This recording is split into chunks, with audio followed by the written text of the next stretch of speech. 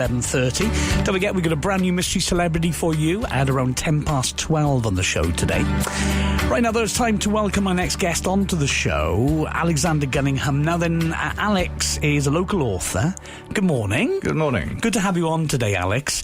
We're going to talk about your new book, which is called Harry's Stories, The Road to Recovery. First of all, tell us a little bit about the book, the inspiration behind the stories. Right. Well, I was inspired to write the book because I was diagnosed as having chronic myeloid leukemia back in 2002. And I was a very regular visitor to the hospital, and I was up at least 3 times a week to get blood tests and other kinds of tests done. And I noticed that whereas the adults were sort of polarised, they were roughly sort of half of them accepted their temporary situation with whatever kind of blood cancer it was. Yeah. So the other half were sort of living in fear, and some became angry. That was their way of coping with their disease. But with the children, a lot of them seemed to be scared, obviously, and confused and frightened. Mm. And so I felt there was a need for some kind of book, I didn't know what at the time, to try and help these children and to make them feel better when they're ill. Brilliant. And, I mean, that was back in 2002 you said that you started going along. I mean, what was your prognosis then? Right. Well, they were going to give me a bone marrow transplant, but they put me on this new wonder drug called Glivec, which is a TKI. I've forgotten what that stands for now, but medical term. Yeah. Well, it's abbreviation of inhibitor is the last word. Right. But they put me on this drug after a year of trying interferon, which didn't get my condition down it was 100% on diagnosis of being positive, and then it went down. They said, well, you can't have the bone marrow transplant until you get below 55%. And then the new drug, and I'm still part of the clinical trials which are going on. Yeah. And it's got below 0. Wow. And then, and it's been that way for 10 years now, I think. That's amazing. Slightly longer, actually. Yeah.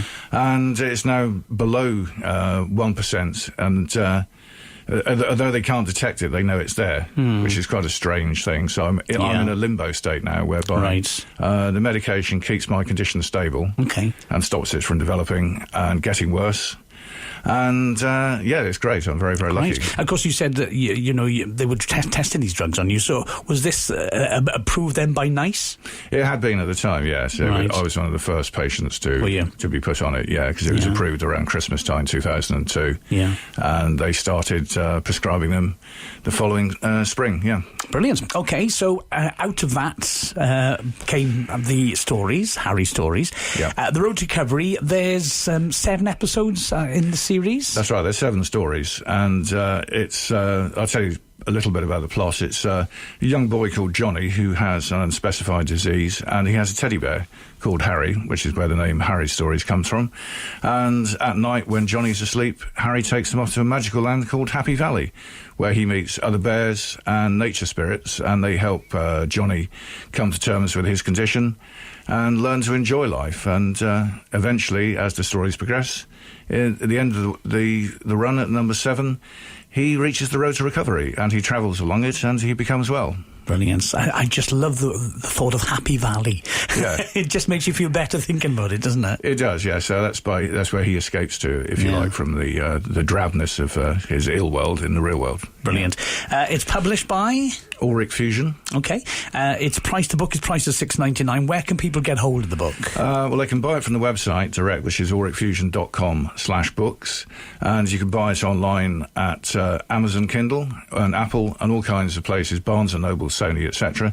And it's available in the local bookshops. You can buy it at the Slate Gallery in Oystermouth, and cover to cover, Newton Road in Mumbles, and the Uplands Bookshop as well in Swansea. Brilliant.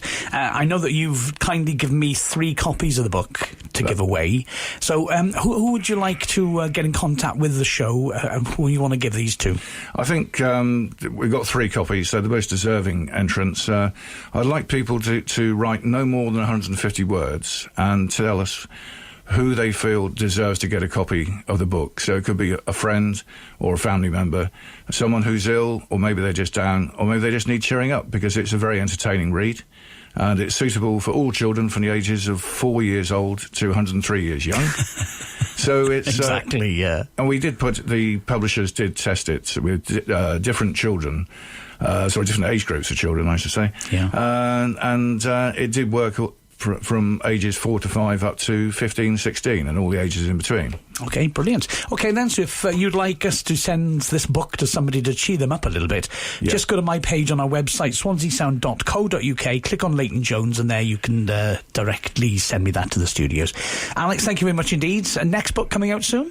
Yeah, but fairly soon, yeah. I'm working on another book, also set in Happy Valley, as you like it so much, called A Gnome Called Sponge. And Sponge is a very lazy, bad gnome, and he gets exiled from Happy Valley because he's got to learn to be a good gnome, you see.